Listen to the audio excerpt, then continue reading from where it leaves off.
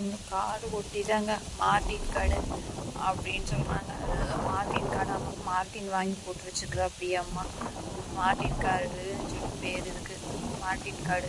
இவங்க வந்து சனிக்கிழமை ஞாயிற்றுக்கிழமை பசங்க ஓட்டி இப்படி பிடிக்கிறாங்க. அப்புறம் அந்த கார் ரேஸ் நடக்கிறது இந்த மாதிரி இங்கே தான் பசங்க வருவாங்க.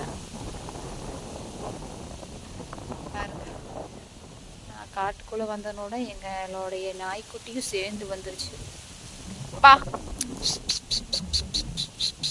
ஏய் வாங்கி வா வாங்க வந்துட்டு பார்க்குறான், எதுக்குடா அவ கூப்பிட்றா அப்படின்னு.